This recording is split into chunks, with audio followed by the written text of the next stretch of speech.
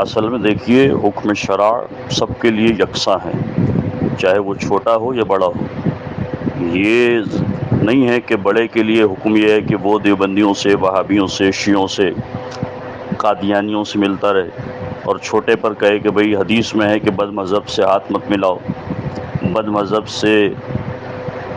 گفتگو مت کرو، بد مذہب سے معانقہ مت کرو، مر جائے تو جنازے میں نہ جاؤ، بیمار ہو تو عیادت نہ کرو، اس کو سلام مت کرو، وہ تمہیں سلام کرے تو جواب مت دو، اس کے یہاں اپنی بیٹی نہ دو، اس کی بیٹی اپنے گھر نہ لو، ٹھیک ہے نا؟ یہ سب حدیثوں میں ہیں۔ اعلی حضرت نے فتاوی رضویہ میں امام قیدی سے یہ ساری روایتیں نقل کی ہیں۔ اس کے ساتھ نماز نہ پڑھو، اس کے پیچھے نماز نہ پڑھو، ٹھیک ہے؟ تو یہ کتنی واضح احادیثیں ہیں جس کو اعلی حضرت رضی اللہ تعالیٰ عنہ نے فتاوی رضویہ شریف میں امام قیدی رضی اللہ تعالیٰ عنہ سے لکھی ہیں، لے کر تحریر فرمائی ہیں۔ تو یہ حکم سب کے لیے، چاہے وہ شفیق امینی ہو یا کوئی نچلے درجے کا ہمارا کوئی کارکن سنی مسلمان ہو، سب کے لیے ایک ہی حکم ہے۔ اول دوسرا یہ کہ یہ خط دینے گئے تو خط کا متن کیا تھا؟ TLP کے لیٹر ہیڈ پر فضل الرحمان کو القابات کے ساتھ السلام علیکم ورحمۃ اللہ وبرکاتہ لکھا ہوا تھا، اور نیچے لکھا ہوا تھا خط کے آخر میں والسلام فقط حافظ سعد حسین رضوی، سربراہ تحریک لبیک پاکستان۔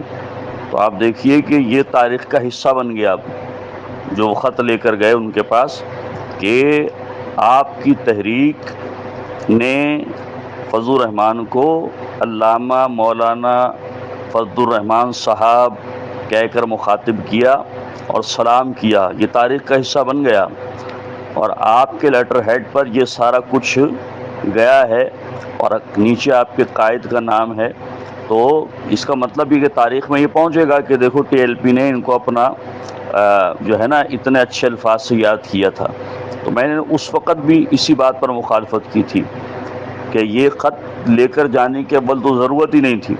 اور پھر گئے لے کر خط، اس کے اندر جو مندرجات تھے ان کو پڑھیں کہ کیا لکھا ہوا ہے، ابتدا کیا ہے اور انتہا کیا ہے، اور پھر اس کے ساتھ بیٹھنا تو الگ بات ہے، جھپیاں لینا، اس نے شفیق امینی کا ماتھا چوما، یہ ساری چیزیں مطلب کیا بات ہے؟ ایسی کون سا معاملات ہیں جو آپ اتنے جناب بد مذہبوں کے پاس جا کر آپ اتنے جھک رہے ہیں اور اس قدر مطلب ان کے ساتھ عاجزی انکساری اور بیٹھنا اٹھنا ان کے ساتھ کر رہے ہیں؟ کہ یہی کوئی سنی مسجد کا امام کر لے اگر، اس کو نکال کر باہر کھڑا کر دیں گے کہ بھئی یہ تو بد مذہبوں سے ملتا ہے، گلے ملتا ہے، اور جو ہے نا اس کی دوستیاں یاریاں ہیں، اور بڑے آدمی کو ہم کچھ نہ کہیں۔ جب قبلہ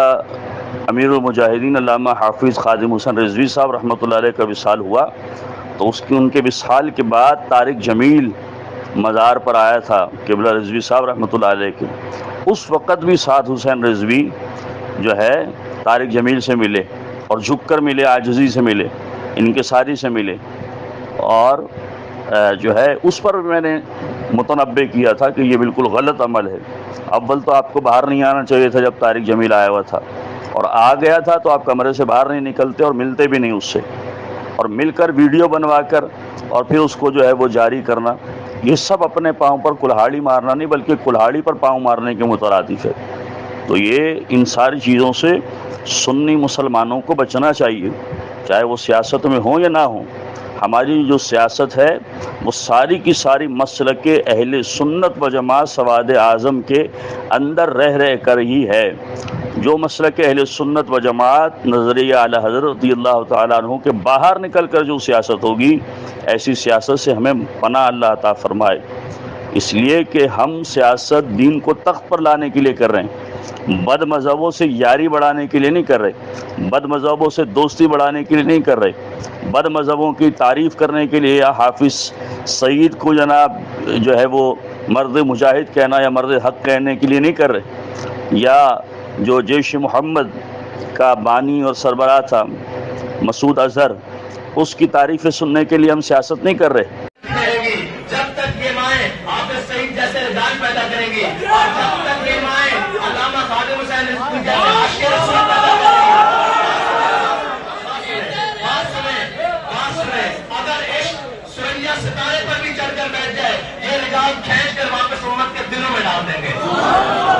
یا جو ہزاروں سنیوں کے قاتل ہیں بلکہ لاکھوں سنیوں کے قاتل ہیں، یہ جیش محمد والے، سپہ صحابہ والے اور لشکر طیبہ والے، حافظ سعید والے اور مسعود اظہر والے، یہ سب، یہ سارے کے سارے، اعظم طارق والے، یہ سب ہزاروں نہیں لاکھوں سنیوں کے قاتل ہیں۔ تو ان لوگوں سے جو ہے وہ معانقہ، ان سے مصافحہ کیسا ہے؟ یہ کس طرف جا رہے ہیں آپ؟ اعلیٰ حضرت نے تو واضح فرمایا ہے، شرک ٹھہرے جس میں تعظیم حبیب، اس برے مذہب پہ لعنت کیجیے۔ وہ ہمیں مشرک کہتے ہیں، آپ ان سے مل رہے ہیں۔ اعلیٰ حضرت نے تو واضح طور پر فرمایا دشمن احمد پہ شدت کیجیے، ملحدوں سے کیا مربت کیجیے۔ بجائے شدت کرنے کے آپ نرمی لا رہے ہیں، اور آپ اتنے بڑے منصب پر ہیں کہ سربراہ ہیں پورے ایک تحریک کے، اور آپ کا یہ عمل آپ کے نیچے والوں کو بھی خراب کرے گا۔ جو کارکن ہیں وہ تو ظاہر سی بات ہے یہ دیکھا ہمارا لیڈر کر رہا ہے تو یہ صحیح ہے، جائز ہے، یہ جائز ہو جائے گا، جبکہ اس کا بھی گناہ آپ کے سر لگے گا، اس لیے کہ وہ تو نادان ہے، وہ نادانی میں آپ کو صحیح کہہ رہا ہے، لیکن اس پر جو گناہ ہے وہ آپ کو بھی ملے گا برابر کا۔ تو اس لیے اپنا ہر عمل بندے کو چاہیے کہ وہ دیکھ کر کرے کہ کیا کر رہا ہے، کیا نہیں کر رہا، اسے کیا کرنا چاہیے، کیا نہیں کرنا چاہیے۔ سیدھی بات یہ دیکھیں، آپ اپنے والد ماجد کو دیکھیں کہ انہوں نے کسی دیوبندی، وہابی، شیعہ سے کبھی ملے ہوں، کبھی انہوں نے خفیہ ملاقات کی ہو، یا کبھی ان کے نام اچھے الفاظ میں لیے ہوں؟ بالکل نہیں لیے۔ آپ جو ہے وہ بالکل اپنے والد کے بھی برعکس جا رہے ہیں، نظریہ اعلیٰ حضرت کے بھی برعکس جا رہے ہیں، اور فکر رضا کے بھی برعکس جا رہے ہیں، اور اہل سنت و جماعت سواد اعظم کی جو نظریات ہیں، دیوبندی جن نظریات پر ہمیں شرک اور کفر کے فتوے لگاتے ہیں، آپ ان لوگوں سے مل رہے ہیں جو اہل سنت کو معاذ اللہ مشرک جانتے ہیں۔ اللہ تعالیٰ ایسے بد مذہب اور بے دین لوگوں سے جو اہل سنت کو مشرک جانتے ہیں اور معاذ اللہ اہل سنت کو کافر و بدعتی کہتے ہیں، ایسے لوگوں سے ہمیں بھی بجائے اور پوری قوم کو اللہ تعالیٰ اہل سنت و جماعت کی پوری قوم کو ان سے محفوظ رکھے، اور ہمارے لوگوں کو اللہ تعالیٰ عقل سلیم عطا فرمائے تاکہ وہ غلط کو غلط اور صحیح کو صحیح کہہ سکے۔